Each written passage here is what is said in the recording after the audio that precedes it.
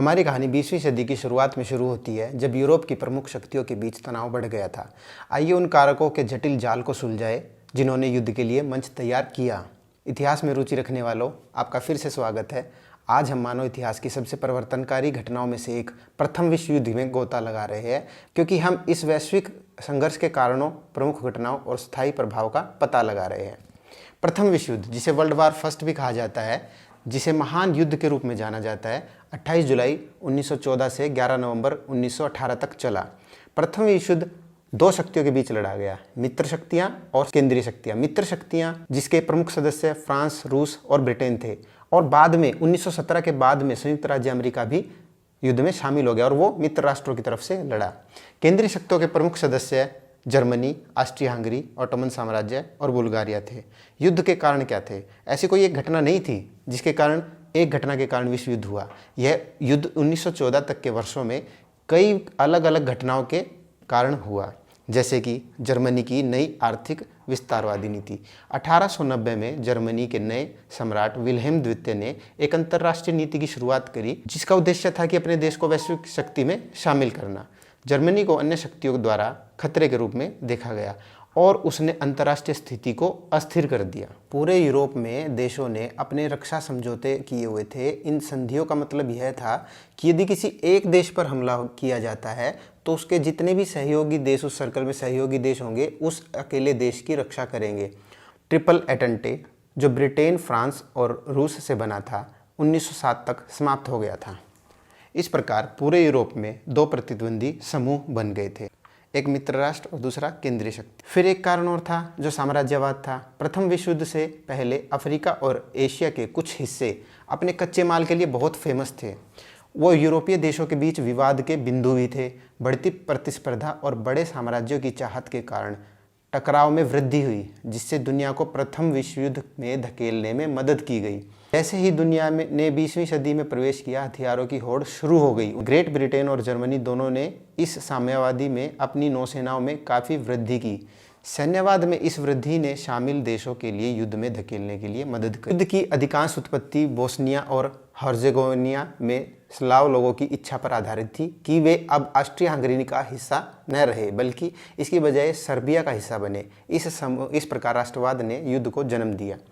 Archduke Franz Fernandez की हत्या एक बहुत बड़ा मेजर कारण था। जून 1914 में ऑस्ट्रिया हंगरी के सिंहासन के उत्तराधिकारी आर्कड्यूक फ्रांज फर्नांडीज को उस समय गोली मार दी गई जब वह बोस्निया में सरायेवो का दौरा कर रहे थे। उनकी हत्या एक सर्बियाई व्यक्ति ने की थी, जो ये सोचता था कि सर्बिया को ऑस्ट्रिया की बजाय बोस्निया पर अपने नियंत्रण करने चाहिए। क्योंकि उनके नेता को गोली मार दी गई थी, ऑस्ट्रिया हंगरी ने सर्बिया को युद्ध की घोषणा कर दी।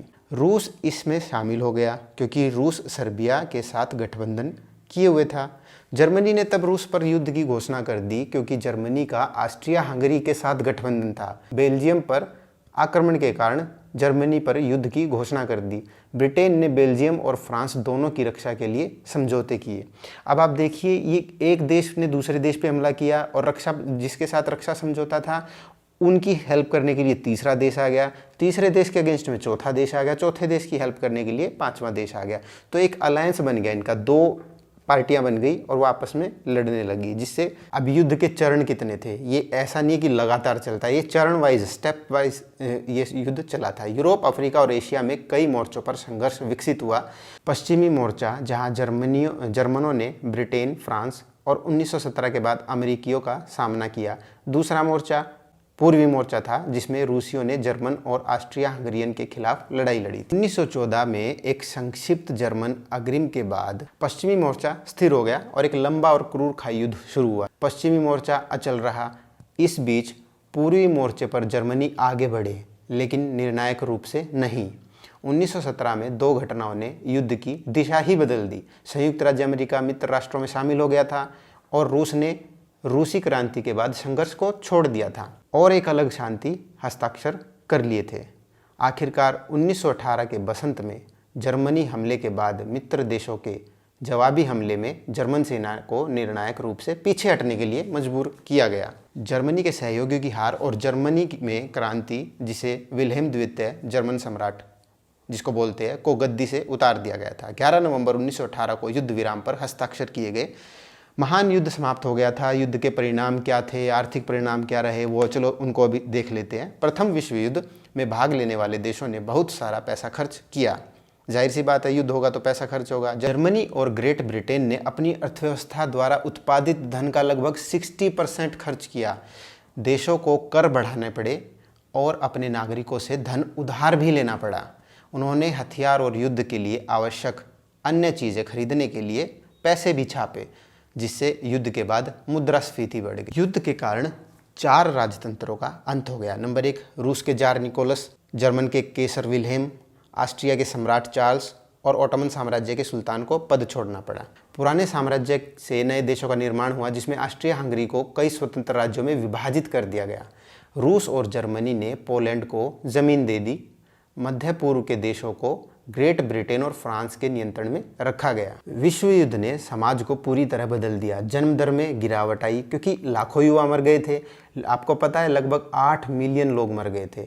लाखों लोग घायल हो गए थे, अपंग हो गए थे, विधवाएं और बच्चे अनाथ हो गए थे। नागरिकों को अपनी ज़मीन खोनी पड़ी, दूसरे देशों में भाग गए, पलायन कर लिया। महिलाओं की भूमिका भी बदली। उन्होंने कारखानों और कार्यालयों में पुरुषों को प्रतिस्थापित करने में प्रमुख भूमिका निभाई, क्योंकि पुरुष तो बचे नहीं थे इतने। युद्ध समाप्त होने के बाद कई देशों ने महिलाओं को अधिक अधिकार दे दिए, जिनमें वोट डालने का अधिकार भी शामिल था। फिर उच्च वर्गों ने समाज में अपनी अग्रणी भूमिका खो दी। जो एडवांस आगे बढ़ के काम करते थे उच्च वर्ग, उन्होंने अपनी भूमिकाएं खो दी थी। युवा, मध्यम और निम्न वर्ग के पुरुषों और महिलाओं ने युद्ध के बाद अपने देशों को बनाने में हिस्सेदारी की मांग की कि हम भी अपने देश को बनाएंगे, हम भी आगे बढ़ेंगे। वर्साई की संधि भी हुई थी युद्ध के पश्चात। 28 जून 1919 को वर्साई की संधि पर हस्ताक्षर के साथ प्रथम विश्व युद्ध का आधिकारिक तौर पर समापन हो गया। वर्साई की संधि दुनिया को एक दूसरे युद्ध में जाने से रोकने का एक प्रमुख प्रयास था। फ्रांस ने अल्सेस और लोरेन को पुनः प्राप्त कर लिया। यूपेन और मालमेडी बेल्जियम के हाथों में चले गए। पूर्वी क्षेत्रों पर पोलैंड ने कब्जा कर लिया, जिसके कारण पूर्वी प्रशिया अक्षेत्रीय रूप से अलग थलग हो गया था। डेजिंग और मेमेल पूर्वी बाल्टिक जर्मन शहरों को स्वतंत्र शहर घोषित किया गया।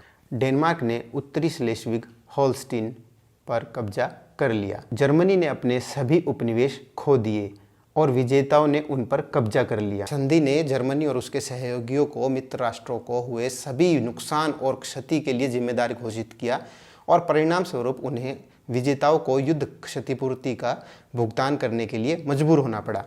अमेरिका पहली विश्व शक्ति बन गया था। इन सब के बीच में भारत का क्या रोल रहा?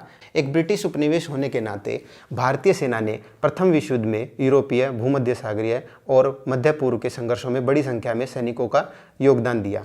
भारतीय सेना ने पूर्व अफ्रीकी और अन्य पश्चिम मोर्चों पर भी जर्मनी साम्राज्य के खिलाफ लड़ाई लड़ी थी। उन्होंने फ्रांस और बेल्जियम, मेसोपोटामिया, मिस्र, गैलीपोली, फिलिस्तीन और सेनियाई विविध स्थानों पर सेवा की। प्रथम विश्व युद्ध में ब्रिटिशों की सेवा करने वाले 70,000 से अधिक भारतीयों को अपनी जान गंवानी पड़ी। बदले में घरेलू शासन के लिए 100 मिलियन ब्रिटिश पाउंड भी दिए गए थे। अंग्रेजों ने ब्रिटिश कराधान नीतियों द्वारा भारत के लोगों से और धन के साथ साथ भोजन, नकदी, गोला बारूद बड़ी संख्या में भी आपूर्ति जुटाई। बदले में अंग्रेजों ने युद्ध के अंत में भारत को स्वशासन देने का वादा किया, जो अंततः पूरा नहीं हुआ, आप सबको पता है।